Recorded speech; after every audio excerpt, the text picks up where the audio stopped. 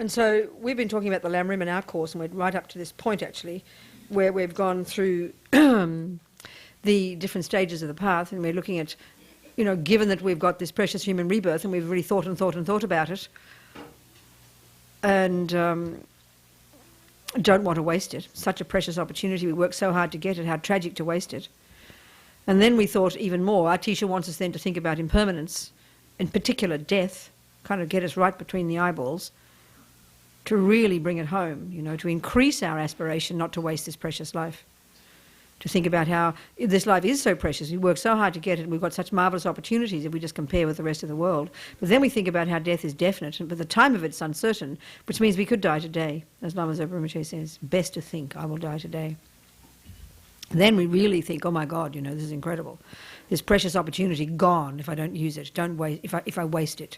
So then we increase our wish to not want to waste this life by then contemplating the likely possibilities of types of rebirth. By contemplating the suffering of the various lower realms, you know. And then we think, well, whom can we turn to? Who can give us the methods to stop this? And so that's where we get to refuge.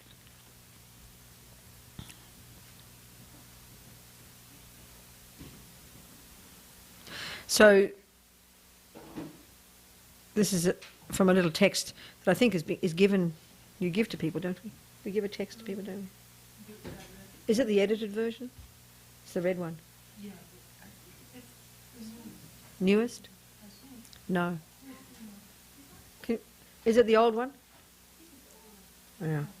Because there's something in there. We can talk about this later, Petra. I'll talk to you about it. Yeah. That okay, that it's taken from various texts and is put together by Lama Zopa Rinpoche. So in here he says there are 4 points to the practice of Dharma. You should rely upon holy beings, listen to the holy Dharma, and after correctly comprehending, follow the Dharma and practice it. So this rely upon, let's look at that. And that, because that's the meaning of refuge. It's not a term we use in the West, is it? We use it when, usually, you know, when you've got a sort of dramatic situation, you have to get saved, you know. You take refuge in something. Well, that's the view here. But it's got a very specific meaning, and it's really important to understand it precisely. So a good analogy is this. Let's just say you, let's say you've heard about some amazing, now let's say you've taken poison, okay? So because you know that that has consequences for you, don't you? You are really aware. As soon as you hear, oh my God, there was poison in your food, whatever kind it is, you know you will soon experience suffering. This is what you mean. You know what poison means. So then, because you don't want suffering, you think, oh my God, what a fool, what an idiot. And then you think, well, whom can I turn to? Quick, where's the doctor? Isn't it? That's what we do, because we understand the meaning of the poison in our system. Or another way to say, we understand that certain things that we do have consequences to ourselves. So in this case, the consequences is suffering, and you know you don't want suffering, so you act. And that's very, very reasonable. But when it comes, unfortunately, to morality and immorality, to good and bad behaviour, to doing bad things, we don't think the same. We're very superstitious. We think, you know, as long as someone doesn't see us do something, we get away with it, you know. We have no sense that there's any consequences to ourself of our own actions, of anger. Just forget even the actions that you do to harm others, but anger. Depression.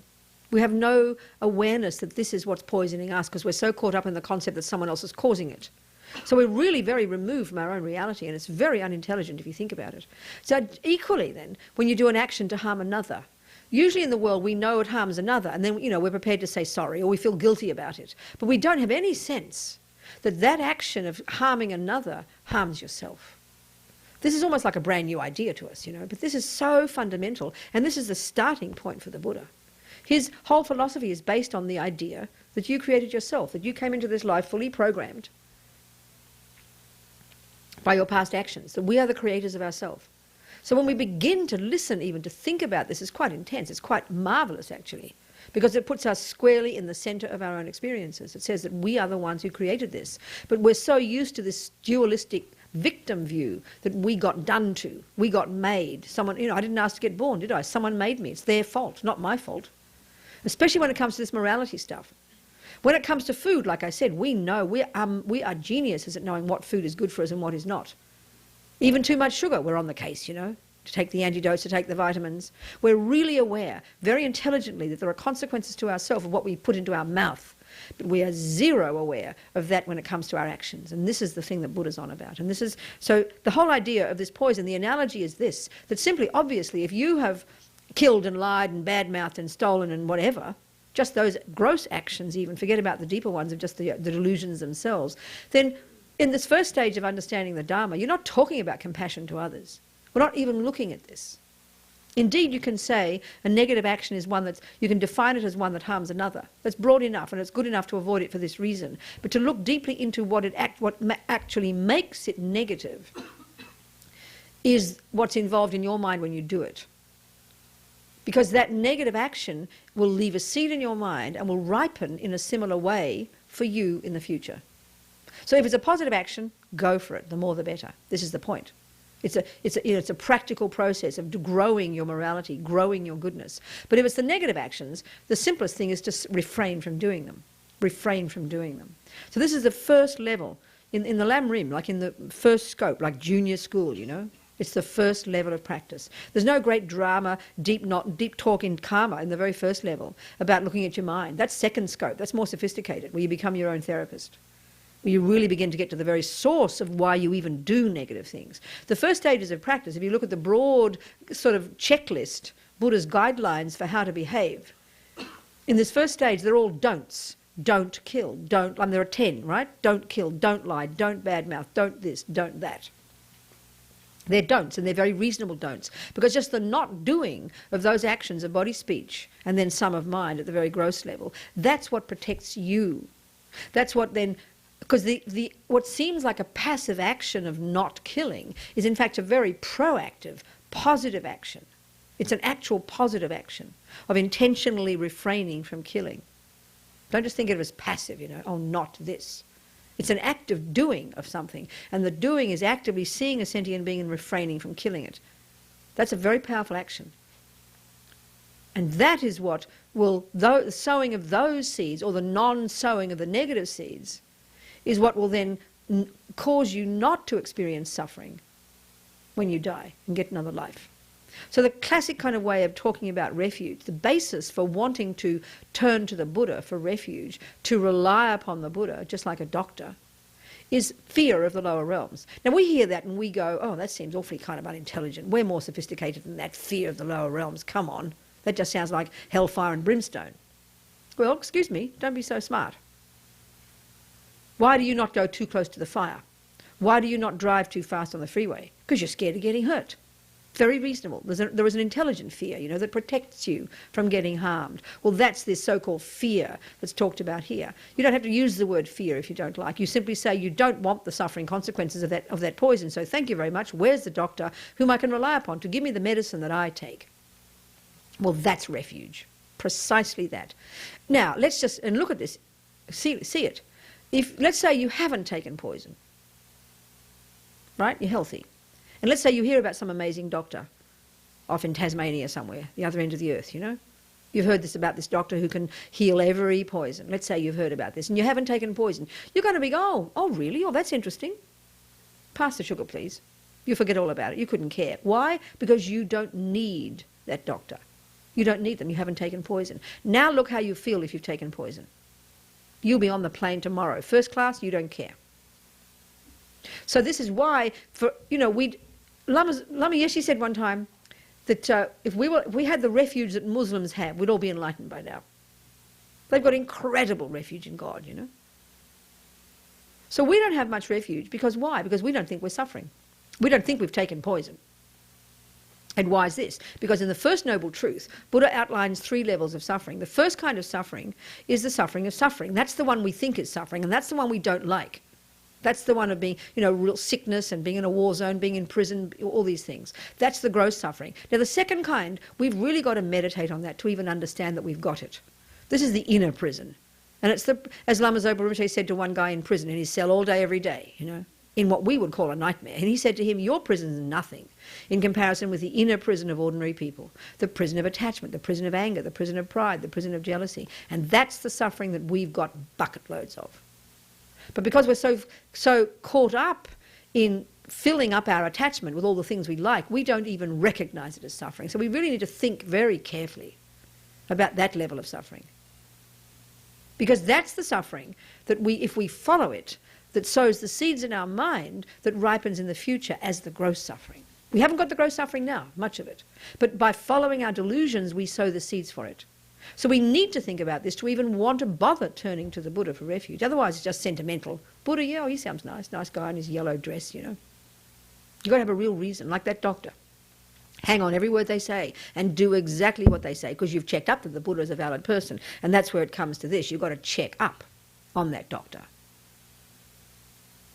Then you have a sense of urgency to want to follow his advice, to take his medicine. And so, of course, the Buddha's medicine in the next step in the Lam Rim is abiding by the laws of karma. Very simple. It's all laid out, really simple. Don't have to do much thinking about it. Just like your medicine, you check how you're supposed to have it and when you're supposed to have it. You check your checklist. You know, it's very simple. He's laid it all out. No drama yet. Just avoid harming others and avoid the grosser levels of following attachment, anger and ignorance. You just check your list of 10 non-virtuous actions. A really excellent checklist, you know. So there's a way of formalizing your commitment, your reliance upon the Buddha and his Dharma and those who practice it, the Sangha. There's a way of formalizing that, which is what Rinpoche is going to be giving tomorrow night. So here we're supposed to talk a bit about it. So we're using this little text of Lama Zopa Rinpoche's as our basis for the discussion. So Rinpoche says there are four main things. One is you should rely upon the holy beings, the Buddhas, the holy beings who practice the Buddha's teachings, and listen to the Dharma, hear the teachings, hear the instructions, hear the methods of how to stop suffering. This is very practical.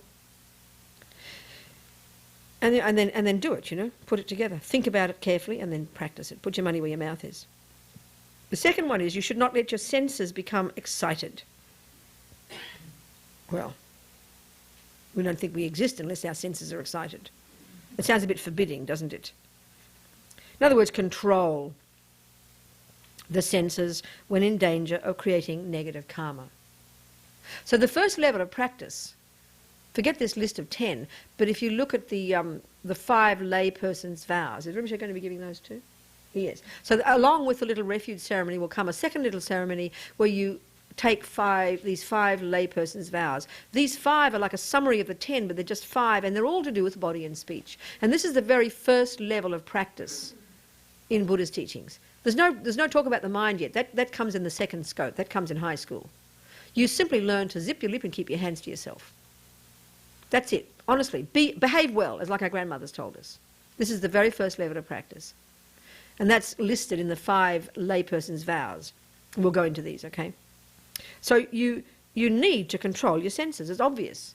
Because the real job of being a Buddhist, being your own therapist, in the second scope where you really get into the mind, which is the root cause of why you do dumb things with your body and speech, is your mind, is the delusions in your mind. But if your behaviour is uncontrolled, if your mouth shoots itself off every time it's upset, the person's upset, how can you begin to look at the mind behind it? If you just, do crazy things with your body, you've got a lot of attachment, and you just go off and, follow your sexual attachment, regardless of whose partner it is, and do sexual misconduct, then, how can you begin to look at your attachment? It's impossible. If we fulfill the wishes of the delusions by following our body and speech, it is impossible to look at the mind, which is where you really begin to practice Dharma. This first level is pretty amazing, controlling your body and speech. And let's face it, if the world all controlled their body and speech because they had the understanding that the consequences to themselves was pretty dire, my goodness, what a blissful world we'd live in. Who would want to ever harm another? Because you get harmed yourself,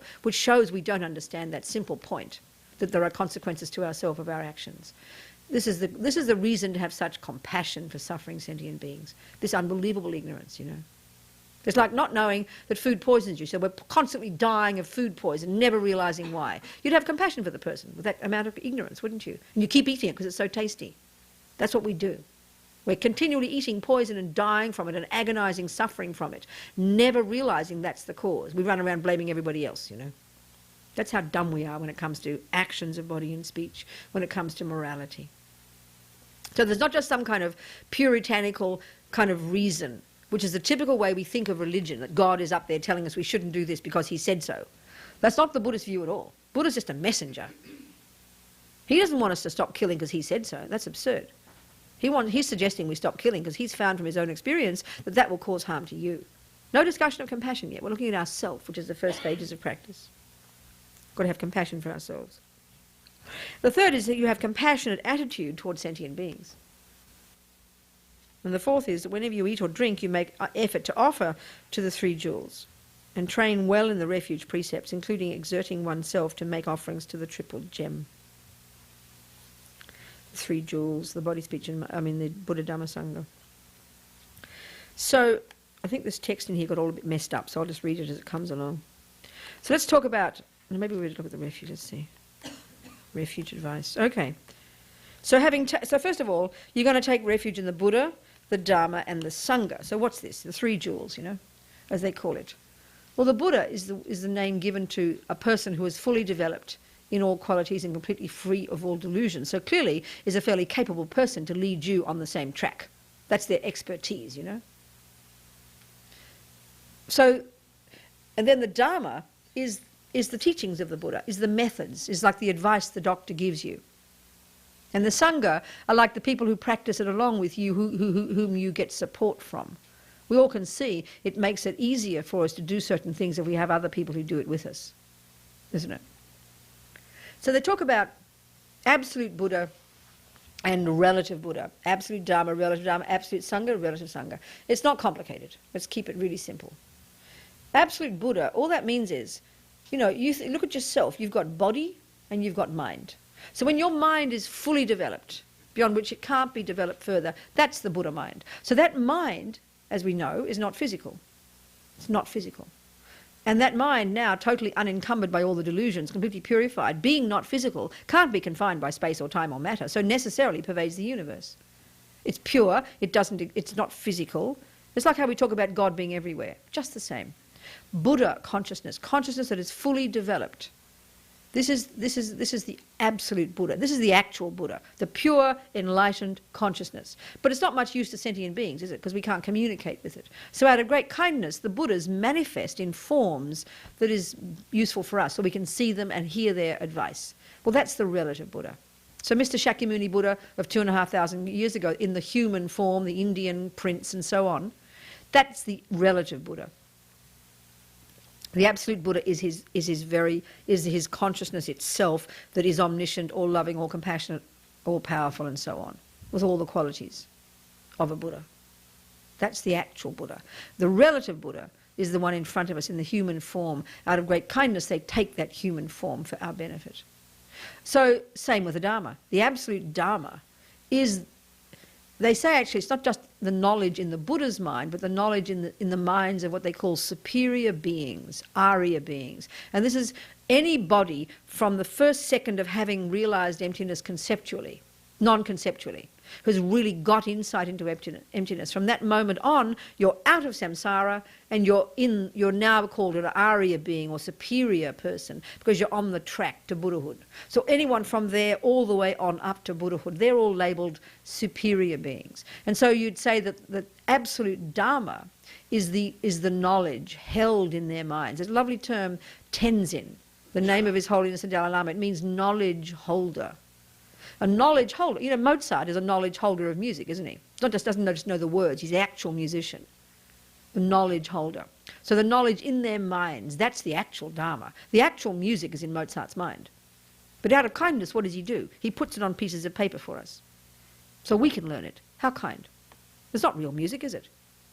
But it's what leads us to find our music. So that's the relative Dharma.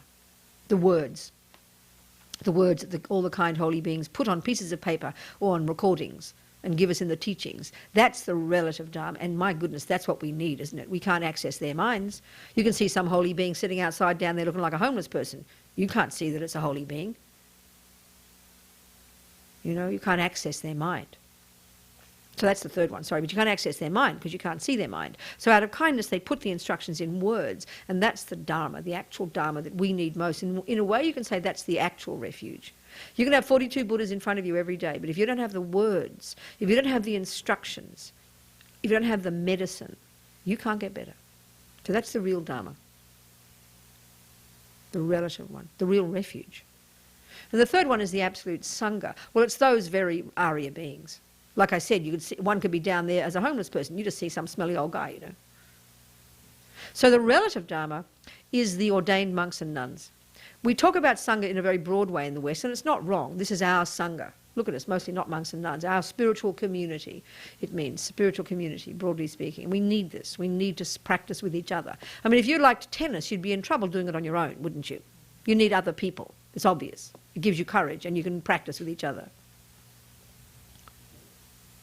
So the relative Sangha, according to the Buddha, you know, this is all laid down in his Vinaya. He's very, you know, is the relative, is fully ordained. At least Buddha says at least 4 fully ordained people in any one place. That's the criterion of the Dharma existing in that place. So at the time of in Tibet at one time there was some wicked king, you know, and he killed all the monks and destroyed the Dharma, and there were like a few monks left, and so concerned were they to keep the Dharma alive by having 4 fully ordained people in Tibet, to keep it an actual place of where Dharma really existed.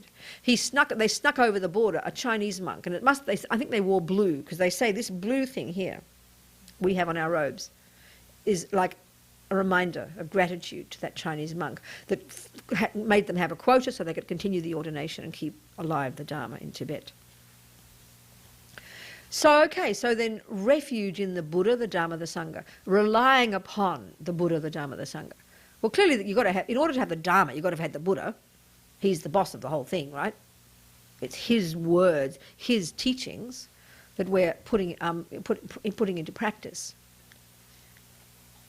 And so, as Rinpoche says, having taken refuge in the Buddha, these are various things, you know, to do. You would not take refuge from the depths of one's heart in worldly gods such as Brahma and so on, and would not prostrate to such objects. Okay, obviously this is not much to do with us. Who's heard of Brahma, you know? This is Hindu, obviously. It's the context of Buddhists. But the meaning of this really is simple. It's that you can like Jesus, you can like Allah, you can like so many people, you can like Lenin, you can like Mickey Mouse, you know? So taking refuge, all that means is that you really rely from the depths of your heart on them. Or if it's a conflict for you, it would be a problem, wouldn't it? Let's say you really like Jesus, and nothing wrong with that. But Jesus says it's okay to kill. You can go fishing. His students were fishermen, right? Well, Buddha says it's not okay to kill. So that would be a bit of a conflict for your mind, wouldn't it? You've got to make a decision there. So you can like Jesus. You can like anyone you like, but the taking refuge is really relying upon those teachings. So if they conflict with the Buddhist ones, then you've got to think twice. If you're not quite comfortable with thinking the Buddhist ones are your main one, if you like, then you may be not ready for refuge, you know. There's no hurry. No one's hurrying us. You've got to be very clear where you stand.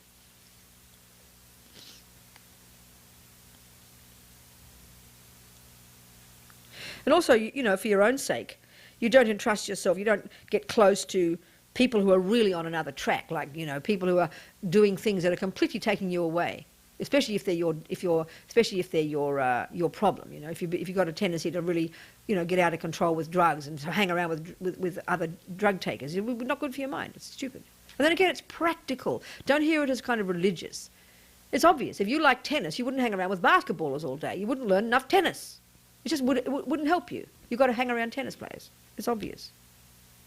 Having taken refuge in the Dharma, you should avoid harming any living being, either directly by yourself or indirectly by others doing it for you. Because the bottom line of the Buddha, the bottom line, the fundamental exhortation of the Buddha is, don't harm others. That's it. If you want to summarize everything Buddha's saying, it's just, at least, just this one, don't harm others. He adds to it, work on, you know, control your mind. But at least just this, don't harm others. Don't harm other living beings.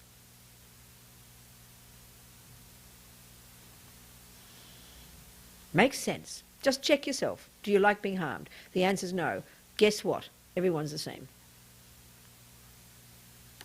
And you see, even at this level, like in the course, haven't we? We've been discussing motivation. That's actually in the Mahayana. There's no discussion here of motivation. You just don't do it. You just don't go there. You just say no.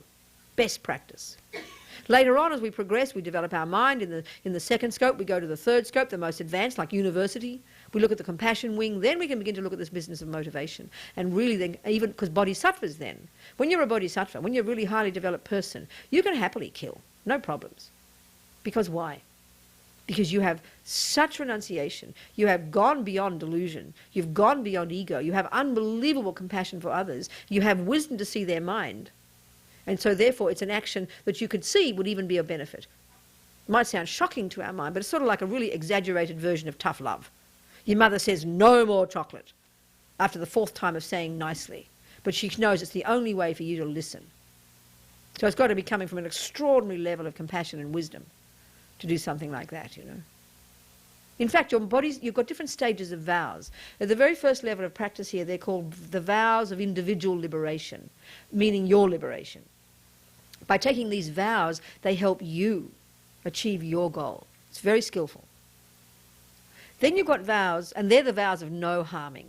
That's their main concern. Then more advanced, you have the bodhisattva vows, which are pretty outrageous. They're vows that you take that cause you, where you vow to do whatever it takes to benefit others. And you have even a commitment there where you would break one of your earlier commitments if it were truly for the benefit of others. If it were truly for the benefit of others. And that just not because you think it is, but you have to have the wisdom to know it is. You've got to have great wisdom at that level. So there's always this story they talk about the Buddha. I think he was a captain on a boat. This is in a previous life, before he was the Buddha. And there he is, a bodhisattva, which means gone beyond ego, gone beyond delusions, pretty much, you know, realized emptiness, incredible compassion for others, heading towards Buddhahood. A pretty amazing, stunning person. And so he sees with his clairvoyance, because clairvoyance is like a low-level realization. They got that way back. He can see with his clear mind that one of these people on this boat of 500 merchants is going to kill everybody and take everything for himself. And so the story goes that he is overwhelmed, the Buddha, by his compassion for this person. The harm he's going to do to himself, like a mother seeing her junkie kid. She can't, you know, everyone else hates this kid, but she sees the suffering he's doing to himself. That's the bodhisattva's compassion for sentient beings. They see the harm we're doing to ourselves. So he's seeing the harm this person is going to do to himself, countless lives in the lower realms, from killing all these people. It's unbearable to him. And he happily thinks, I'd rather go to the hells, no problem. Give me the suffering, I'll take it on. So, because he decides that the only way to stop him is to kill him. Now, if you'd been on that boat, excuse me, you would not see some guy with a halo killing somebody. You'd have seen the captain, you know. So you can't see who someone is. But if you really can think carefully, if you've got that wisdom that sees the mind of another, if you've got that level of compassion and you have zero ego, then it follows logically that an action that is normally called negative, killing, of course it's not negative. It's actually, they say that the compassion was so huge of this person, it hastened his Buddhahood. And obviously it protected that person from killing all these millions of people, 500 people, and going to the lower realms. So you cannot fault the action. But we've really got to think about it because it flies in the face of what we think is a good action, you know. But this is the bodhisattva level. This is not this level here. You just don't kill, period. Do your best to leave sentient beings alone. That's it. Having taken refuge in the Sangha, you should avoid entrusting yourself to and keeping company with negative friends and followers of hedonism. It makes sense. For your own sake, don't hear it as fundamentalist. It's practical because you're trying to protect yourself. You're growing your own little baby Dharma in there, you know. So what is to be practiced? So having taken refuge in the Buddha, with a mind of respect towards those gone to bliss, the Buddhas, you should regard even statues as being actual Buddhas. You prostrate and pay respect to them. So what's the meaning of this? A statue is just a bunch of metal, isn't it? With pretty painted faces, like, look, you know. But if in the same way that when you have a photo, say, of your loved ones, it's not your loved ones, is it? It's a photo, for goodness sake. But you wouldn't just trample it on the ground. You'd cry. It's as if you just, you know, punch your little child in the nose if you trample it on the ground. You'd put it in a beautiful frame and you'd have it up high and you'd respect it, wouldn't you? Because why? It reminds you. That's all. It triggers that memory of those people in your heart and it opens your heart. Well, that's a simple way to think of the function of the statue of a Buddha. I mean, there is a way of talking about how that can be actually the Buddha, meaning the Buddha mind can be there, no problem. But the meaning here really is it's not for the Buddha's, it's not for the piece of metal's sake that you respect the piece of metal. Guess whose forsake it is? It's yours. You know, if you kick the photo, your child doesn't feel it. But guess what? You're deluding, you're harming your own mind. You're becoming angry and mean. So it's you, it's your mind that you're protecting here. By every time you see a Buddha, you think it is the Buddha himself. Your mind is benefiting from this. Your mind, and this is the point. It's a technique for you to keep close to those qualities, to remind you of what you're trying to become. So while your mind is open and respectful, that very respect itself is a virtuous action which leaves positive seeds in your mind. It's part of your practice. Actually, I remember my sister, when I first became a nun, I went home to visit my family, and my sister Julie and her husband Ian had been to Thailand, and they came back with this little Buddha head. And they used to use it as a doorstop. And it was like, for a Buddhist, this is sort of like, oh, you know, you kind of, oh my God, a doorstop. And I'd go, oh, isn't that a lovely statue of the Buddha, you know? I'd look at it and say, isn't that beautiful? I'd pick it up and I'd put it on the mantelpiece. Next year I'd go home and there it's down. It took about 7 years, I think. And then finally, and then it's up there. I said, oh, Julie, where's the head of the Buddha? Oh, she said, isn't it lovely? It's up on the mantelpiece. Yes, you're right, Robina. Isn't that interesting? Oh, my God. I mean, you don't go, oh, Julie, that's okay. I was just being super, you know, just being hysterical. She would have put it there purposely, you know. It's like when she used to kill the ants in the microwave. Oh, Julie, I'd say, oh, Julie, wait, let me blow mantras on them first, then you can kill them. But now she doesn't kill ants. It took about 25 years, I think. You know, who am I to be so special, but I'm just telling you. Okay, what's to be... But at the same time, talking about my sister Julie, she's very interesting. She's a vegetarian because she heard about this fish that's like 100 years old that lives in the middle of the barrier reef or something unusual. And she heard that it was, people consider it a delicacy. She just burst into tears. She thought, the poor fish, how dare we do that? So she became a vegetarian. So isn't it interesting? Different things that people do, you know. Or my Lithuanian uncle was a working class Lithuanian who'd shoot the ducks in the duck season, the quails in the quail season, and fish the eels in the eel season, and the fish in the fish season. But he would grow vegetables, but he would never spray the insects. He'd say, let them eat the vegetables too. It's curious, isn't it? There you go. Okay. The Buddha. So having taken refuge in the Buddha, blah, blah, one should avoid showing disrespect to them by, for example, placing them on the bare ground, judging them according to their material value, you know, or discriminating between them. In other words, we're trying to develop, like we're talking a bit today in our group about this pure, I didn't use the term, but we'll use it more, pure view in relation to the Guru. Attempting to see that person who looks like a regular Joe, who picks his nose and wears glasses and goes to the toilet, imagining he's the Buddha. Same as a statue. You think like this. It's for your benefit that you're doing this, not for his benefit, you know. It opens your mind, keeps your mind pure. So this is the point here. And so the whole idea here is don't see it in the usual deluded way we see, you know, we see like art. So we appreciate one more than the other because it's better art, for example. Or we'll put our green Tara over there because it suits our green, it fits with our green curtains. That kind of thing. Just try and see it as a meditation device. Try and see it as something to remind you of your potential. So you treat it with, like, you know, with reverence. And it can be beautiful art as well, of course. Why not? The better. But you don't judge it in these normal samsaric terms. This is the point. I mean, that's reasonable. Even, forget the photo of your family, even like a nice silk shirt, you wouldn't just chuck it on the ground, would you? You'd hang it up. It's got value for you. That's the attitude. So having taken refuge in the Dharma, you should pay homage and respect by generating the recognition of all scriptures, that all texts, that even one syllable is the teachings of the actual Dharma, is the actual Dharma. So don't put them on the ground. Don't just see them as ordinary. Don't use them, oh, that's interesting, don't use them as security for a loan. I never thought of that one. It'd have to be a pretty fancy book, wouldn't it? I think Tibetan monks would do that. Probably that's because that. And then also you don't carry them with your shoes. See, that's a very Asian thing, because for Asians you take your shoes off and it's very rude to point your feet at people. But I mean, if you think about it, there's sort of some meaning there, you know, if you think about it. So the Tibetans are really into this one, because the Dharma is the main refuge, like we've been saying. You know, it's the medicine. It's your method to get enlightened. It's the one you ran all the way to Tasmania to get. It's the medicine. Of course you wouldn't just chuck it down the toilet and lose it and mix it with the other pills. You desperately need it. So then you treat it with such reverence. So they put their texts, their books on top of every other book, you know. Even in their altars, in the monasteries, they put their texts first, then the statues. Because you need the words. That's your instructions. And it makes sense if you think about it. So again, the book doesn't care. It's toilet paper. Come on. It's this attitude that you're developing that you get the benefit from. It's your attitude, because everything comes down to the mind, you know. But we're so used to thinking things in external terms that we have to think about it carefully.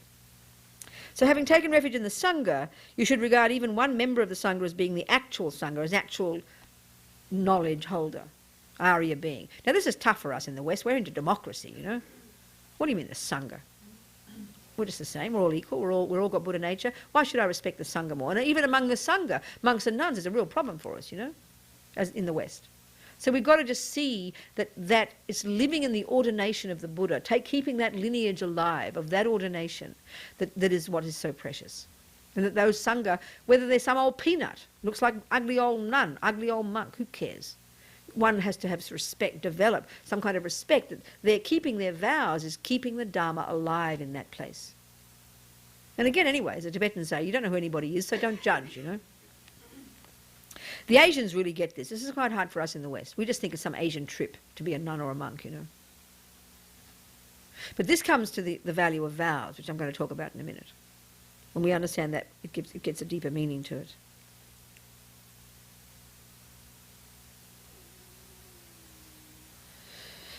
And you know, the Tibetans are really into this one. They would even not, they'd see one little piece of red cloth on the ground, they wouldn't step over it because they'd see it as representing the Sangha. They'd pick it up and pop it in a tree or burn it or something, you know.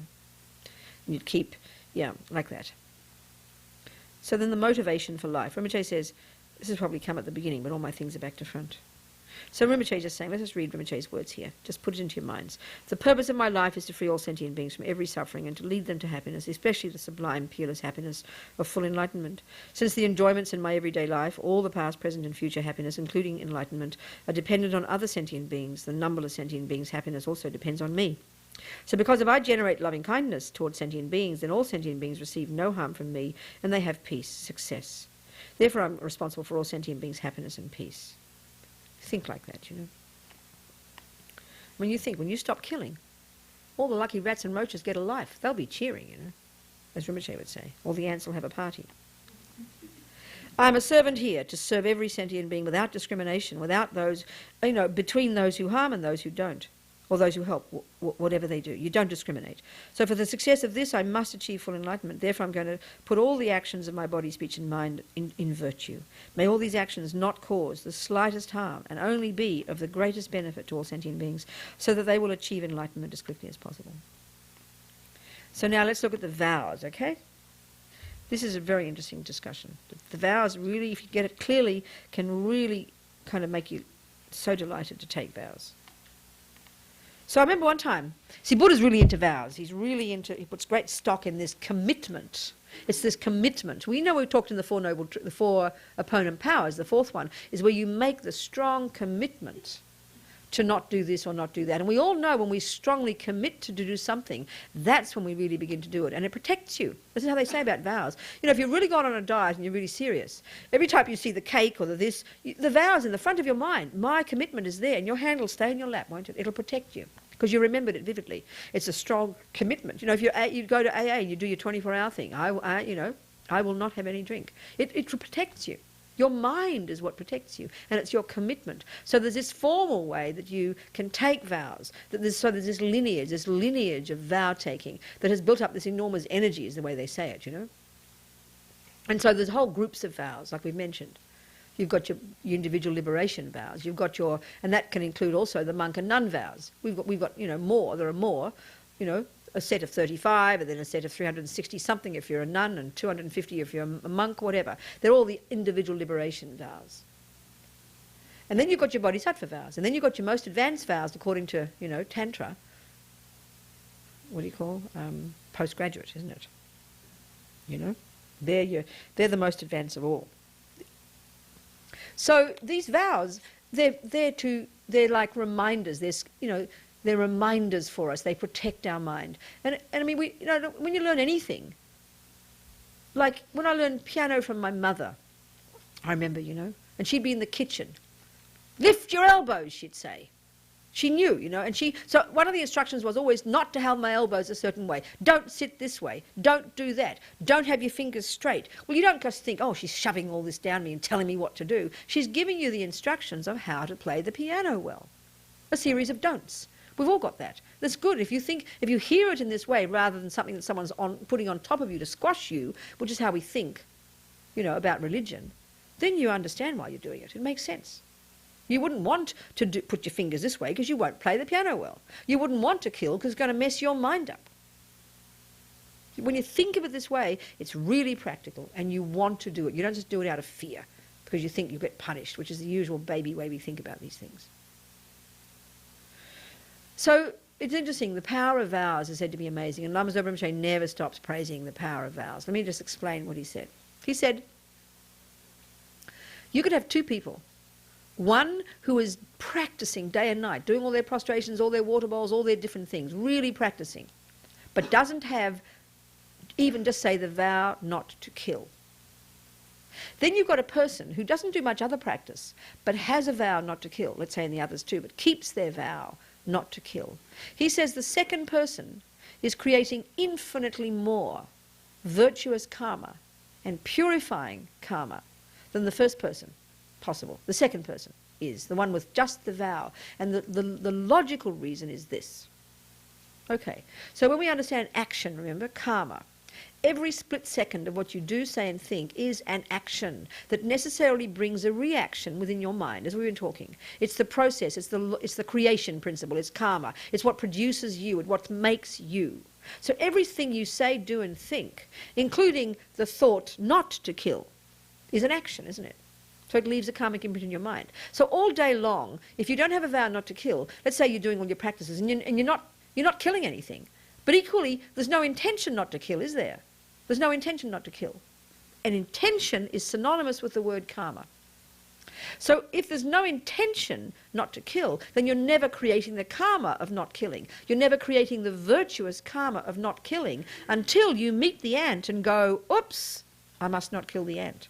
So it's only then, at that time that you have an intention, where you meet a sentient being without a vow, that you create the virtuous karma of not killing. But even then, Rinpoche says it doesn't have that much power beneath it. Because our motivation is not so compassionate these days, unless we're a bodhisattva. Because remember we talked, the thing that causes the action to be virtuous is the motivation. I mean, if you just didn't want to kill the ant because it'd mess up your finger, that's just attachment. But if you didn't want to kill the ant because of huge compassion, then it's a virtuous action. So because our motivation isn't so huge yet, it's not a very powerful action. You don't create much virtuous karma. But if they say, if you have vows, and this is Buddha's teaching his own self, if you have a vow, if you've taken a vow formally in this lineage, from someone who's qualified, like you will tomorrow, those of you who want to, then Rinpoche says, every split second you have that vow, and all the lamas say, and it's in the teachings, every split second you're keeping that vow, even if you're not thinking about it, while you're asleep, on the toilet, watching television, not even in your mind, no intention rising, doesn't matter. Every split second you're keeping that vow purely, and indeed at night, every night when you do your four opponent powers, you need to reiterate it, I will never kill again. You strengthen it every day. Then you are creating constantly virtuous karma, and you're purifying. It's like inconceivable to see the difference. If you could just put it in ordinary terms, it's like getting 1,000% return on your investment. So one has to think about this. It just sounds like, religion. It's in the teachings. And they even say in some of I've heard in the teachings, they say that people who have vows of morality are like, for clairvoyance, they can see they have like a subtle aura, like an aura. So powerful is the practice of morality. And you think about it on this earth. As Lama Zopa Rinpoche said one time, even just to have one kind thought is mind-boggling in this suffering world of attachment and anger and fear and depression and anxiety and criticism and jealousy and killing and rage and insanity. Look at the suffering world. So just have one kind thought is so precious. So can you imagine actually committing your life to never harm sentient beings? I mean, you should weep with happiness every day. You're like a jewel on this earth. It is unbelievable. And you're taking the vows not to do. So then you can sit back and relax. Kick your feet up and watch television. It gives a rocket boost to your practice of morality. So it needs thinking about, I agree, but it's very nice to think about. So you've got 5 vows: killing, stealing, or as Rinpoche puts it, taking what has not been given. That's the way you define stealing, actually. Sexual misconduct, telling lies, drinking alcohol. So you can take any or all of these. Some groups of vows, you must take them all or not. But these you can select. you can take the vow. So, many people like to have their drink or their shot of heroin or whatever it is. So you better not take this vow, okay? Okay? Cigarettes is not no, obviously not alcohol. It says alcohol because that was in the Buddha's time, but you've got to add to it and drugs. Things that alter your senses, basically. And that doesn't include coffee, although it does seem to alter our senses, but it's not included, okay? But if you go to the children's monastery, you can't have coffee. You know that, don't you? Oh, you have? I know. Black teas aren't very curious, isn't it? Oh, just somebody's monastery, a friend of ours who's got a monastery. She won't let you have coffee there. As well as no onions and garlic. No onions and garlic. No, of course, yes. Exactly, I know. That's right. Interesting, isn't it? Okay. So, killing. So you break killing in a major way and a minor way. If you break it in a major way, you've got to take the vow again in front of somebody. You've broken it at the root, as they say. So killing in a major way is you kill a human being. Now, clearly with intention. This is the point. Remember karma? You've got to keep remembering. Karma means intention, which is your mind engaging in doing it. I remember as I talked to you in our group, I was talking to Geshe Dawa in Sydney, and he was discussing, and he said you could argue. We were sitting on the second floor, and we're at a window, and there was a pot plant. He said if you knock that pot plant over, and without meaning to, and there's somebody down the bottom got it on their head and died, he said you could argue that you create zero karma, because there's no intention. There's no intention. Intention means karma. It's synonymous. Same meaning. It's interesting. So obviously it means you don't kill with intention, because you're killing all the time. Just breathing, you're killing creatures, So it means with intention, not killing. You break it at the root if you intend to kill. So you break it in a minor way if you kill sentient beings. Other ones, sorry. Rats, roaches, ants, with intention. Taking what has not been given, well, that's the way you define stealing. Taking something that hasn't been given to you. It's a very simple way to know whether it's stealing or not. If someone didn't say, yes, you can have it, or there's not like a blanket permission, it's a public garden. But even then I'd think twice about taking a flower from a public garden. Best to keep your hand to yourself. Just don't take, And we do it all the time. We take people's matches, we take their lighters, we take pens, you take books. So be really careful. If it hasn't been given to you, just leave it. You break it in a major way if you steal something that is of value to someone else. So, you could think of a homeless person. You take $1, maybe that's breaking in a major way, And you steal in a minor way if you just take something that hasn't been offered. But you mentioned nowadays there's also this thing of copying CDs and software and things like that. Do you want to... Well, I suppose you think of that one, that really is included, isn't it? Yeah. It goes without saying, doesn't it? But it's good, but it isn't.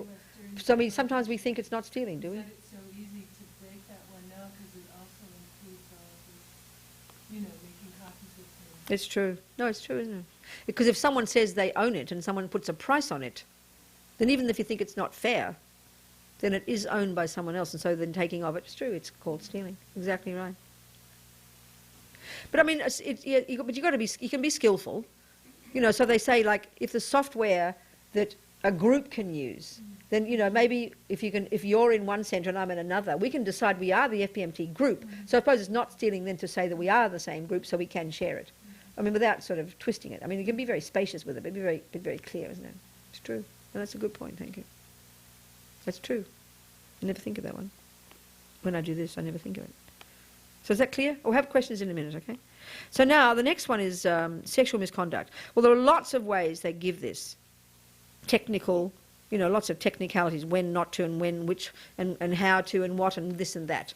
But somehow the way I'm giving it is simply in terms of sleeping around with other people's partners or sleeping behind your partner. There are other ways to talk about, but I'm not giving it that way, okay? And that's what's removed from that book. One time at the CPMT, I'll talk to you. Don't discuss. Doesn't matter. It's CPMT, yeah. I know it is, but that's the thing. That's the best one. I know. So that isn't the way I'm leaving it here. Okay, there's technical ways. You can go into great detail. They talk about which hole you can stick things in and which you can't and all this. And it just gets kind of too... Shocked look on her face. I could say it more medically, couldn't I?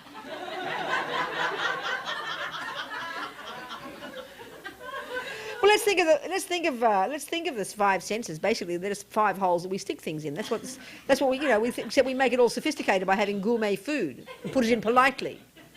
But excuse me, it's just that's what the 5 senses are, isn't it? We've got to stick things in these 5 senses to satisfy them. The newer editions have changed it. Not the red one, though. Well, We don't know.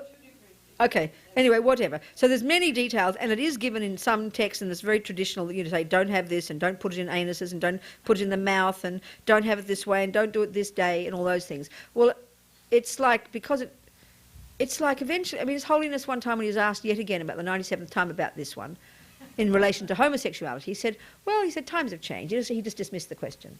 Because okay, my way of saying it is this. Maybe you can look at, if we really understand, okay, this is where we really got to think about attachment and think about sexual attachment. Not in a moralistic way, which is what we do, we just can't help it, because we're so kind of guilty about things. But just think of it, really understand how it is suffering. Attachment is suffering. And so obviously one of the most intense attachments is attachment for a human body. Unless, of course, you're a furry, in which case it's your toy. We discussed that today. Okay? Truly. It's their object of preference. So if you're an old-fashioned person who likes a human body, then we all know it's the most intense attachment. When your mind goes berserk, when you have no control over your senses. You see, the trouble is when we hear that sexual attachment is bad for your mind, we immediately include the pleasure that comes from it. But Buddha's not saying pleasure's a problem. Pleasure's great. As Lama Yeshe would put it, the more pleasure the better, dear. But the problem is, the way we get pleasure now is like we're junkies, and attachment is the junkie mode. And so it destroys the mind. And then it causes us to do all the other things. On the basis of attachment, you kill, you lie, you steal, you do unbelievable things. So attachment's really heavy, but we have to think about that carefully. And then we have to think of sexual attachment, how it's heavy.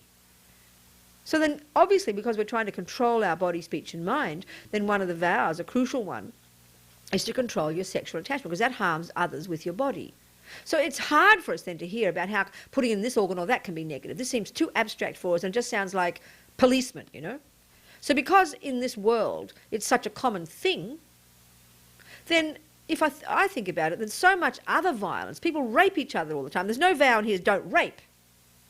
You understand? So it almost seems like a bit abstract to think you shouldn't put it here or there when you're not worried about the rapists and the people who do it with lust and they're blind drunk and they rape children. So it seems almost so technical. And so in this deluded world, it seems to me, don't worry about it. Just don't sleep around is the best one. Control your sexual attachment, At least sleep with your own partner. If you've got a partner. If there's no vow here that says you can't have more than one partner, if you've all agreed.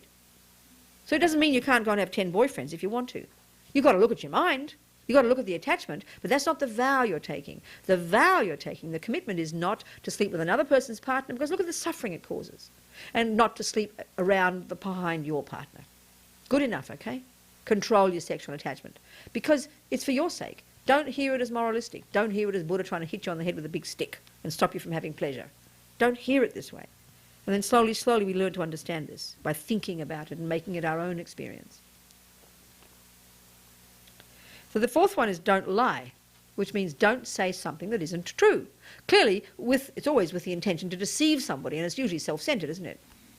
Or to hurt somebody. You break in a major way if you lie about your spiritual attainments. Well, probably we have no spiritual attainments, so I think best not to speak about your spiritual practice, period. Isn't it? Don't you think? Just don't talk about your spiritual practice. We all rabbit on. It's like gossip. Oh, I went to this initiation. Oh, did you go to that one? Oh, he's a really nice Lama. Oh, it's so fun to go to this one. Oh, yeah, I do my prostrations every day. Just be quiet, okay? Keep it to yourself. Just be quiet. Seal your mouth. Don't talk about your practice at all. Treat it like it's like your own private. It's like you go to your therapist. You wouldn't just rabbit on. You keep it private. Don't talk about it. You break in a minor way if you just say something that's not true. Then you've got this last one, drinking alcohol, and you include, mind-altering drugs there.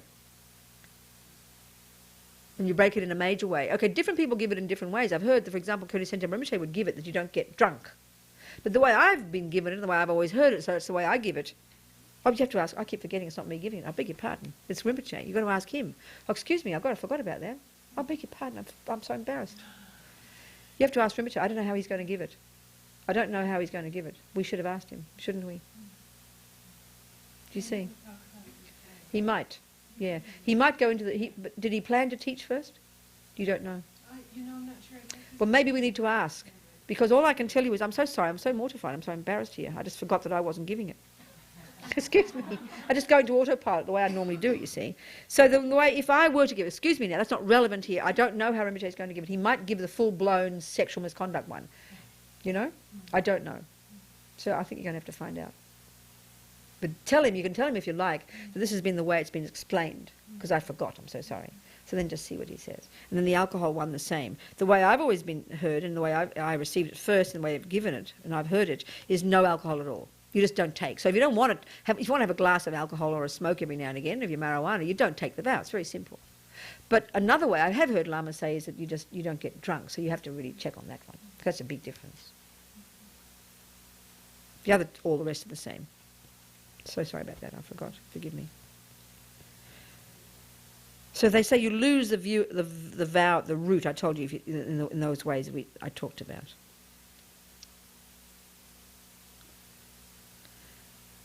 Yeah, you see, the root vow, the sexual misconduct, is the one I've just said. They talk about sexual misconduct being a minor break if you do it on the wrong day and a full moon day and a gompa or something, and other things, you know. So it's just a minor.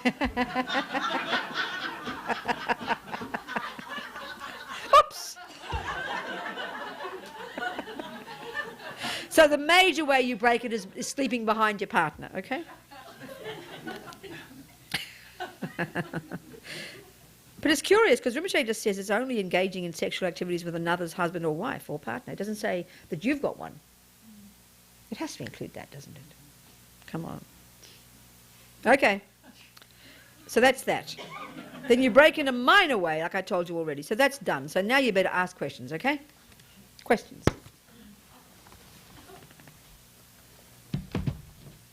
Any more? If you have any questions. If not, that's fine. Okay.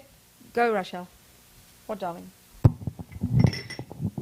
I'm still unclear as far as the vow not to lie. You talked about this on pilgrimage, and it's been with me this whole time, that sometimes you have to say things that aren't totally true not to hurt another's feelings. Just give an example. Simple example. Just don't make too many things up. You can speculate like crazy. Yeah. Well, if somebody wants to know something, somebody's asking you a question. Did you do this? And you don't want to tell the person because it's just really based on their attachment and them being jealous, that type of situation. You don't think it's any of somebody's business to tell somebody, you know, if you do tell them, so you mean your ex-girlfriend asks you if you went out with that girl and you don't want to hurt her? That's right. Because if you tell her... Yeah, but what say if she finds out that you did? Then she's going to have double paranoia.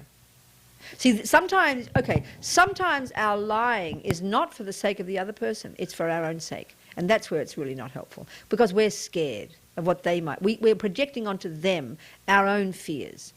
I mean, if you meet your ex-girlfriend, if she's foolish enough to ask you, then you don't bluntly say, but you maybe crack a joke about it. Well, you never know, you know, or, well, sweet... I mean, you try to just... You know, but you can't... I mean, if you say no outright and then she finds out next day that you did, then that's even worse for her. That's not helpful. And really look at your motivation. Now, so, you see, often we think not lying means just telling the truth, walking about being honest. That's plain stupid, you know? You don't have to tell everything that's in your mind.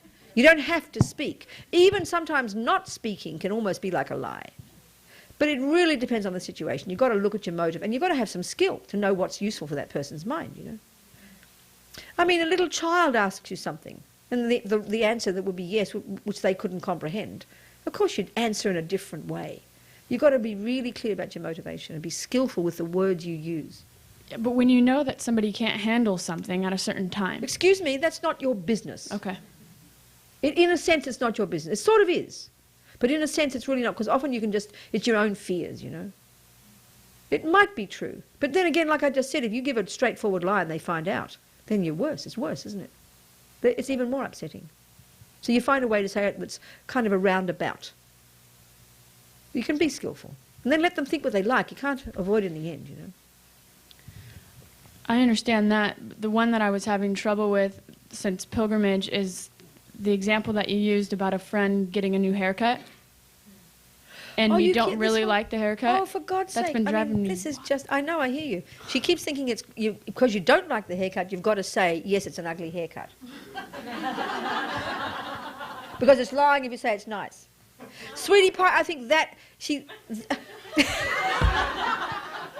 I can't even think of that as a lie. You're just being kind to somebody. It's personal. Their little heart is beating. They want you to love them. And they say, oh, do you like my haircut, darling? No. So, excuse me, the fact that you're mean, why call that the truth? It's not the truth. Just because you feel it doesn't mean it's good. It's not, you know, it's like, that's really, I can't imagine how you can't see how that's not the same.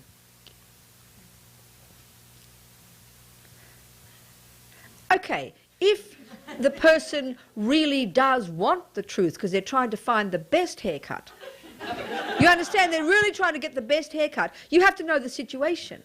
So if they've had that haircut, they've chosen that haircut, they love the haircut, and they're dying for you to love them. Excuse me, that would be mean to say no. But if they really are getting market research and what do you think of this one? What do you think, Rachel? Oh, God, Robina, that's terrible. Okay, hon, thanks for telling me. Now I'll choose this one. That's different. You've got to know the situation. Come on. Isn't it? Yeah, I've been getting in a lot of trouble being honest about hair, though, since pilgrimage. There you go.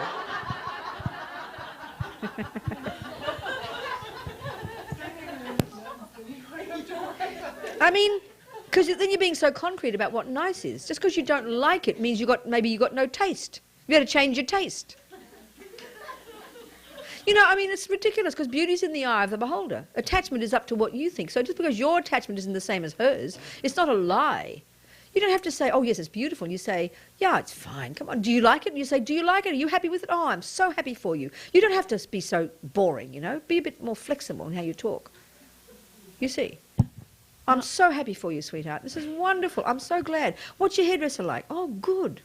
You be kind to the person. They'll forget that whether you said yes or no. They just want you to kind of talk, you know, be with them in their experience.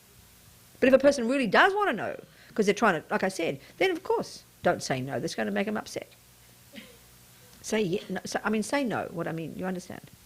So it depends on the situation. Come on, Michelle. But they give the example, anyway, you know, of the Buddha at the time. One person, was it Nagarjuna or somebody? I forget the story now. He killed his father, and he was so overwhelmed by guilt and hopelessness, wanted to kill himself. And the Buddha said, "That was good." Clearly, it's not, but gave his mind some space, and then he realised the truth later. So there's ways and ways of. It's all a question of here. It's a question of having the skill to know how to help a person. But in general, the one of lying is because you're trying to just, it's for your own sake. It's not like a principle that you're trying to prove something. Oh, I never lie. It's more, usually if you look at the point of lying and look at the motivation for lying, it's self-centered. It's self-centered. So telling the truth there is self-centered.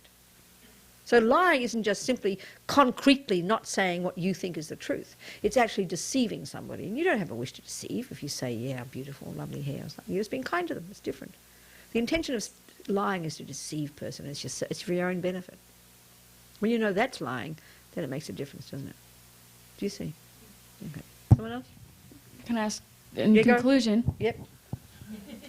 you said when you're going over the 5 vows, and you said if you break the killing vow, then you have to retake your vows? Any of the ones you break in a major way, you have to take them again. All of them, if you break them at the root. If you kill a human being, if you lie about your spiritual attainments, if you sleep around someone's partner, someone else's partner, or behind yours, and stealing something of value to someone else, you have to take them again in front of somebody. You've broken them at the root. In front of your teacher, in front of the... Somebody, doesn't matter, somebody you decide. You take them again. Okay, thank you. Yeah. Otherwise, you know, breaking them in a minor way, but as well as in a major way, you purify every day when you do the 4 opponent powers. You must do that every day. As Lama Zopa says, we're insane not to do it every day. You must. You do the regret because you don't want the future suffering, and then you do the practice, and then you determine not to do it again. That's when you reiterate the vow and make it stronger again. Yeah. Someone else? Thank you. Yes. I've been wrestling for 4 years with taking vows or not. Oh, sweetheart. Old Catholic tradition. I have a rather technical question that I emailed Reverend Heng Shore about, but he's so busy he didn't get back to me.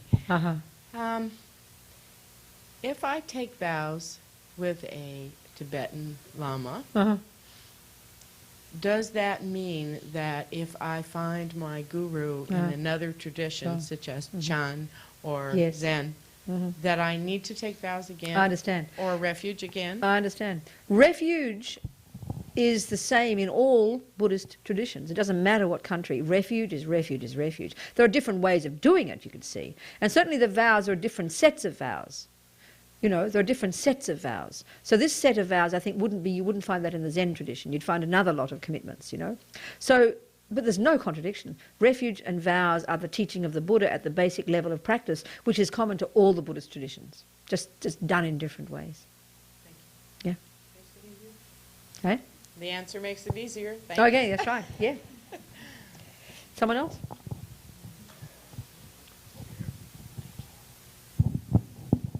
Yep. One of my teachers was telling me that One of your teachers, telling me that stealing is when somebody is arriving late to an appointment, stealing time. This is disrespect. Give a better. Disrespect. Yeah. Give a like. Let's say you have a doctor's appointment and then you arrive 10 minutes late. Yeah, or any other appointment. Let's say you are starting at 7 o'clock and somebody arrives at 7:30. That's stealing time. Really? That's interesting. What do you think? What do you think? I think it's disrespect. But would that be stealing? It's disrespect probably, yeah, but do you think it's stealing? Is there intention there to take something that doesn't belong to you? Often we just do it because we're a bit lazy and bad with time, isn't it? I mean, what do you think? Well, if the other person is waiting, let's say, waiting Sure. for me because Sure. he has to go somewhere, Sure. then it's stealing time. You think so? Yeah. So you think it is stealing? So you think if you were to take this vow, you'd be vowing never to be late? And then if you are late, you're breaking your vow. Is that how you're thinking about it? That's not. Let me put it No, this no, way. no. That's not how the vow's been given here. Okay. But nothing wrong if you want to think it's stealing and then it prevents you from ever being late. That's great. But it's not the vow you're taking if you were to take the vow here. Oh, okay. Well, I already took it. So Oh, well, I there you go. didn't- Okay. But I you've taken these vows, you mean? Yeah, Oh, that's I good. took, this would be my second time. Oh, taking okay. it. Fantastic. Good. My other question is, I find it really strange that from one Lama to the other, you modify the 5 precepts. What do you mean you find it really strange? I What does haven't this heard that actually before. mean? I thought that precepts are precepts. So what do you mean you find it really strange? Why don't you express more clearly what you mean by that? I thought that it's just like no killing is a precept. You don't modify it this way or that way. It's not being modified. Killing is killing, that's right. Yeah. No one's modifying that one. Then? But there is the other one. Which one? That you said you have to discuss with the Lama if he is gonna Give it this way or agree on that. that. Yeah, on something like alcohol, people give it in different ways. You think it's not good? No, You said your words, sweetie. You got to look Yeah. at your words. You said, I think it's really strange. I thought these are rules, kind of rules They are rules, yes. that are strict. They I are guess- strict, yes.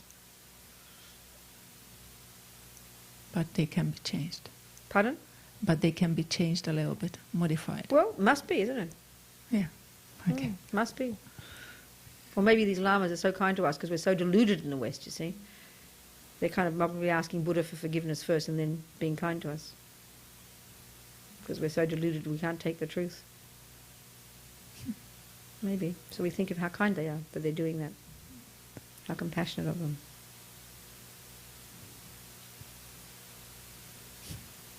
Okay. So another question? No. Okay. I'm okay.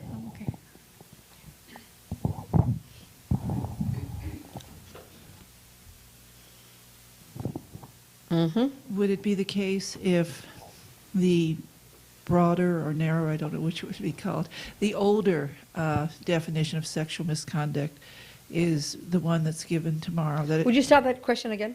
Okay. If the older traditional definition of sexual misconduct is the one that's given tomorrow, would we also say that that would include any lesbian sex as a major break in the vow? No, that's probably a minor one. Okay. If you include it like that, if you really look at the strict letter of the law, that but then it's including. Yeah, I mean, it's taught in the context of. It's almost like it's like Catholic sex, really. Just do it for babies, you know what I'm saying? But you see, we have such an emotional, hysterical response to this that it's hard for us to even hear it, Because all we're hearing is someone's taking away our pleasure and it's not fair and how dare they and it's so fundamentalist. But what we've got to do is think about the suffering of attachment and then think about the suffering of sexual attachment because it's the most intense. And that's even tough for us because all we do is think of the pleasure and then we chuck the baby out with the bathwater. So the evolution of it, if it's of the vow and the way it's kind of laid out very strictly, not on this day and not in that place and not in this way, then it's to do with just, even though you have sex with partners, it's to controlling it.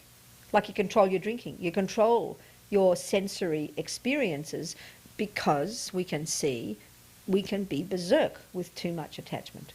I mean, look at the suffering of attachment. Anyway, do you see? So then we've got to think about that as the meaning of it, behind it.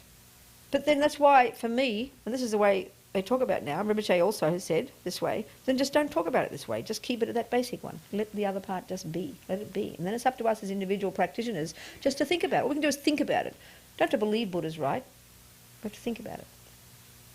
But it's not, if it is the vow, I don't know. Peter's going to find out how he's going to give it. But then maybe there's a way, I can't imagine. I think it'd be. You don't take it anyway. Don't worry about it. Just don't take it. People don't need to take it. If there's no big drama in your life, you don't take it, until you're really clear what it said and blah, blah, blah, and you feel comfortable, you thought about it and all these things. Don't take it.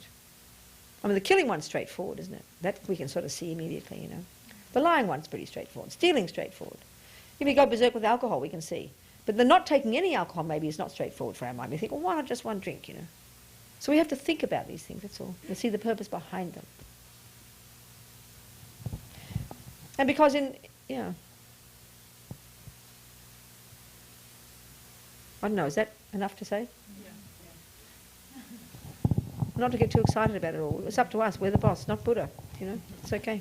Go on. So would it be correct to say, because I tend to think about things a lot, as probably you've noticed, and kind of pull things into pieces. Mm-hmm. That's good. Buddha would like that. Good. But then, we could ask you individually about all of these in so many different scenarios. So would it be okay for me to think of it as whatever I'm doing, what are the effects of that? Am I harming someone or am I harming myself in doing that? And if I can recognize that it's based on either attachment, aversion, or ignorance. So if I check each one of those things that's what practice me, is. That's what practice is. Okay. But this is a set of vows. It's being specific here. Okay. Just don't do this, don't do this, don't do this, don't do this, and don't do Right. this. And you're committing to that.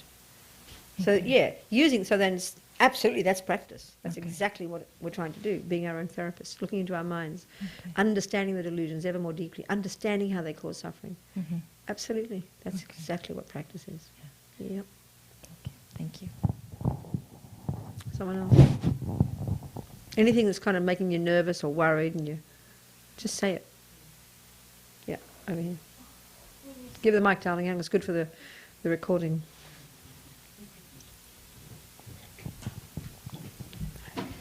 When you say you can take some vows and not others, That's fine.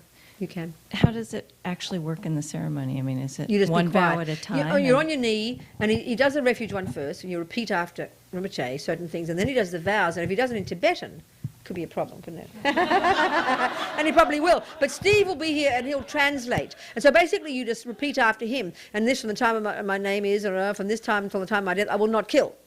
I will not steal. So then you'd be quiet. You'd be like the Russians when I was in Moscow and they had to do it there. And they all don't pay taxes, you see. So there's this long, detailed discussion about stealing and lying in the beginning. And then when it came to the refuge ceremony, like all these people taking refuge, and everybody was taking not killing and not, but there was not a single word, silence when it came to stealing and lying. Nobody took those vows. Complete silence.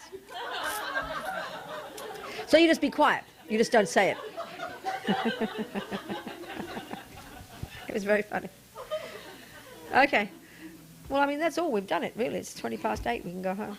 Yes, darling. You have a hand up, yeah? Unless you think of something else, Petra, we should be saying. Venerable, Shirky, something else. I've been curious about the not killing and how that sentient beings and eating meat. Okay, sure. Well, if we look at how we look at the technicalities of what a karmic action is and what determines it, this could be helpful. Okay. There are four main things that have to be in place for you to create a complete karmic action. And the most important of all, the meaning of karma itself, is the intention to do it. Okay? Then in the case of killing, there has to be an object there that you plan to kill. Then there's the action that you do, or you get someone else to do it. And then there's the result, which is that the creature dies before you, or the person dies before you. Okay? So in general, that's killing. So intention, object, action, result. Now, another piece there is once you've got the intention, then the motivation for doing it is what really makes the action good or bad. You can kill an ant with compassion, can't you? People do that. They think it's going to stop its suffering. As to whether it does, that's another discussion, but you meant well. Then your compassionate motivation, you have the intention, the object, the action, the result, are all there. But you create almost, you'd say you wouldn't create negative karma. You could argue that because your motivation is pure. You with me? So, intention to kill. That's an action of killing. That's called an action of killing. Now, eating meat, it's true, it's flesh on that plate that was the body of a sentient being. A sentient being lived there once. This is a fact. We know that, right? Isn't it? So now let me ask you a question. Do you have an intention to kill? No. Is there a living being there on your plate? No. Did you do the action? No. Did it die before you? No. Yes. That's about the only one that says yes to. It did die before you. It's dead. It's on the plate. So, okay. So strictly speaking, according to this way of defining what an action is, you cannot say you create the karma of killing. You just can't say that. But there are lots of permutations here. There are lots of ways of looking. Let's say, for example, you've got a very heavy karma to kill. Let's say you kill the fish and kill the roaches and kill the rats and kill the bears. You're a real killer, let's say. Well, you could say that for you, that's quite heavy karma to eat that meat, even though you're not killing it. You get my point? Because you've got a strong tendency to kill. One of the other factors underneath intention that determines the quality of the action of any action is the habit to do it. So in your case, a friend of ours, an Australian monk, who in Melbourne, his family were like the biggest butcher company in Australia. And Lama Yeshe, he never killed anything, but all his riches and his fancy MGs and his fancy life came on the back of the death of millions of beings, right? So Lama Yeshe said to him, you never touch meat. Do you see? Do you see the point? So there's various ways of looking at it. You could say if you got your friend to kill the chicken, oh, I don't like killing, you kill it. Oh, I didn't kill it. Excuse me, it's even worse. Because you just created the negative karma, getting someone else to create the negative karma to kill. But on the other hand, the further away, in general, whether it's a positive or negative action, in general, okay, the further away you are from the action, the weaker the karma. There's still a relationship. And I think if you look in this, especially if you look in a country like India, where there's not much killing of animals, Hindus don't eat much meat. And, if there's a bunch of people who live around who eat meat, then they're going to bring in the killing especially. They're going to bring in the goats and the chickens, and they're going to kill them especially for you. That's pretty heavy. That's heavy. That's heavy. Absolutely don't. That's killing. And you're getting many other people right there, real close, people creating negative karma. You could even argue, actually, if you eat the chicken in the supermarket, because it's an awful lot of people between you and the killing, even though it's you could even argue, and this is a bit controversial for people in the West to think this, but it's really a question of thinking very clearly about it. You could argue that there's not much killing karma either, because it's so far distant from the original action, and if you're not eating that chicken, it won't touch the chicken industry. Okay, but 2 million people stop eating chickens, then there'll be an effect. Whereas in that village in India, if one person stops eating meat, it will have a big effect on who gets killed. Do you see? So in the end, it's not a principle or a political statement. It's a question of lives getting killed. So 1,000 people could boycott the supermarket and stop eating the chicken wings. So maybe they stop selling them, but the chicken, go back to the chicken factory where they have the vast number of chickens dying. There's going to be so many others still killing them. It just won't make an effect on the industry. So don't think that your giving up meat will stop killing. It probably won't. But if you give up meat with the pure intention of not wanting to harm, that's very good karma. You see my point here? There's various ways of looking at it. And as one Lama said, Lati Rinpoche at Vajrapani, he said, probably eating meat can lessen your compassion. Because if you think of eating meat, and we were talking about this today, it's an animal action.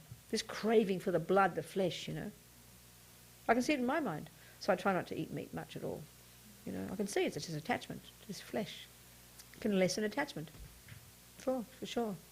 But on the other hand, if a person not so attached to meat and they need to eat meat for their health, then you do it with a pure motivation. And there are many ways of redeeming these actions with the Mahayana approach. So, for example, as Lama Zopa Rinpoche says, you know, this animal's given its life for you. If you're going to eat meat, then at least you should just do something for the animal. And that doesn't mean thank the animal. That's nice for you. It doesn't help the animal. But he says that a bone, even a bone, 1,000 years old, you're saying a mantra, saying it out loud, which blesses your breath, and then you're blowing on that bone. Rinpoche says, the power of mantra is so strong. And then I'm paraphrasing, the power of the karmic connection between that consciousness, who knows where it is now 1,000 years later, and that body that it once had is so strong that that consciousness will get the benefit. So if you're going to have meat, eat meat, or walk through the meat market, you go by and say some mantras and blow some on the meat. Blesses the consciousness of those beings, wherever they might be now. At least there's some benefit to the creature. The little creature's won the lottery, you know. You know the Dalai Lama. Wow, it's got a karmic connection now. So there's many ways of looking at it. Different time, different person, different conditions, different situation, different motive. Many ways of looking at it. Nothing's that black and white. You've got to look at your own situation, you know. Do you see? Because ever since I was like a little kid, it made me sad to eat meat, so yes. I don't feel like amazing, I've wonderful. Been a vegetarian for a long time. Incredible. Because of that. No, my sister says the same thing. I can't believe it. Another sister, the one who didn't cry for the fish, another sister, Janet, she's never eaten meat in her whole life. And she never talks about it. And I said, why not? Well, every time I see the meat, I think of a cow, and I think, this is terrible. How can I? So she just doesn't eat meat. I'm amazed. I'm humbled by it. I think meat's great. You understand? I like meat. I'm attached to it. So this is how we talk today. The more you've got a delusion, the more blinded you are from seeing the harm you're doing. So there's my sister Janet. She sees a live cow. That's enough for her not to eat meat. I think it's incredible. I kind of want to go cry. I'm such compassion. Or Julie crying for the fish, you know. Leave the poor thing alone. So that's incredible. That shows you've been a Buddhist before. You've got strong karmic imprints not to kill. It's fantastic. Really. I have respect. Amazing. Wow. Isn't it? Anyone else? Anyone else? No? That's it? Enough? Food for thought? You sure you're really clear? Those of you who want to be clear. You've got to be clear. It's all, you're the boss, right? Buddha is not the boss, okay? Rinpoche is not the boss. He's just here as a servant to you to give you this because you want it. So you've got to want it for the right reason. You see my point, people? Don't just do it for the usual guilty religious reasons you think you should. It's rubbish. You are the boss, not Buddha. You've got to decide, and you understand it, and you can see the benefit. Then amazing. If you want to do it, amazing. And you want to renew your vows, renew your refuge. That's fantastic. Yep. Will Professor Rinpoche talk tomorrow about a couple of the... I think most likely now that we'll probably mention to him, he probably will clarify. We'll ask him to, won't we? Maybe we could even go up. You and me. You and me somewhere or something right after lunch or when you have Tomorrow. just recap Sure. what to do. Let's That be. would Yeah, we can do that. Then we can get these ones really clear. The way he's going to give the vow. Sure, absolutely. Good idea. We can do that. Yes, Rachel. It's really quick. I have this idea in my mind that about the fish, and the fact that we talked about the fish has possibly had killing karma to end up as a fish to be killed. Well, like if it not killed. possibly, but very likely. Okay. So, no, excuse me, honey, two things, Rachel. Okay. First of all, it's a fish due to negative karma, Right. but it's going to get killed Right. because it has killed. That's some fish live till an old Right. age, okay? I So there's two understand. kinds of karma. I understand. Good. So then if you eat it, does that, eating the flesh of the fish that has the killing karma, does that put different imprints because of the karma that the fish or the cow had to be killed? Put different imprints on what? On the person that's eating the fish. What do you mean? Sorry. Don't get it. Okay. So Different imprints. What do you mean different imprints? well, there's the imprint that you're speaking of being the fifth person down the line to actually get the fish. So you have that negative karma from participating in the killing of the fish. I right? didn't necessarily say there is that. I said the further away from the action. Okay. You can see, especially with big industries now, it's so remote from the action. You could almost, there, depending on various conditions and various circumstances, you could, I didn't say it then, but I'm saying it now, Okay. you could argue there's very little killing karma Right. at all. But there's some connection, because everything we do has a connection with something. You know? Right. Yeah, then? I believe there is. I believe there's that imprint. What do you mean you believe? I How do you know you believe? You have a basis for this? We're talking about Buddha's teachings here. I'm happy you believe what Buddha says, but you've got to have a basis for believing something. What's your basis, dear? Not because you like it. understand. That's better. Okay. Go. Then? So there's that imprint. What Po- imprint, darling? Of eating the fish. No, we just Okay, suggested of there's no participating imprint. in the killing of the fish. If that is what you did. Okay, I caught the fish. Okay. There's that killing imprint, Okay, right? that's different. Right. Rochelle, that is an action of killing. We just went through with her No, and answered the... No, just a minute, honey. And said, no, eating fish does not qualify as an action of killing. Killing a fish qualifies as an action of killing. Eating it qualifies as an action of eating flesh. So which action are you talking about? Eating the flesh. So who killed it? Does it matter? Yes, this is the point, my dear. Everything matters. What's your question? This different imprint you're mentioning. What do you mean by that, sweetheart? Say that the fish has The karma fish, killing any being karma, that dies right? has the karma to die. That's why they died. Right. So that goes without saying. So is there a negative karmic imprint for eating something That's been killed. that has been killed, that had the karma to be killed, eating the Well, flesh it of goes that? without saying if it's been killed, it had the karma to be killed. So leave that alone. By So definition. now I'm putting it into my body. I understand. So you're suggesting there might be some negative karma there for you. That's Is right. that what you're saying? Yes. I don't know. No idea.